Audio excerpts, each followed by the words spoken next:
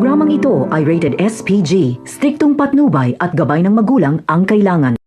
Muli ngang gugulpihin si Edwin ng mga kapulisan at papaaminin ito sa kung sino ba talaga ang may-ari ng bodega. Ngunit hindi talaga aamin si Edwin, pero may magandang alok si Jacobe sa kanya. Ito ay ang kalayaan. Kapag mahuli nila Jacobe ang may-ari ng bodega sa tulong ni Edwin, ay papalayain nila si Edwin kasama ang grupo nito. Kaya magdadalawang isip dito si Edwin.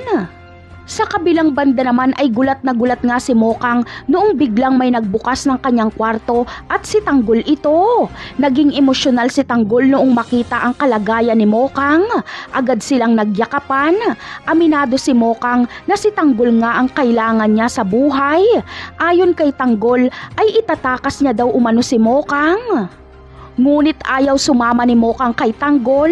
Gusto niya nang paalisin si Tanggol dahil kapag makita daw ito ng kanyang asawa ay papatayin ito.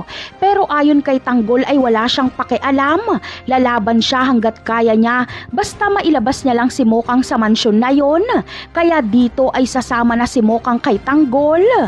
Samantala, hindi naman mapanatag si Tinding sa kakaisip sa sitwasyon ni Tanggol. Iisa lang ang paraan para malaman niya ang totoo. Ito ay madalaw si Tanggol sa koreksyonal.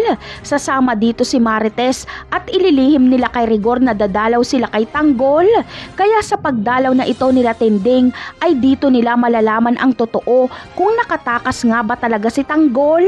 Napakarami pa nating dapat abangan sa mga susunod na episode. Paalam!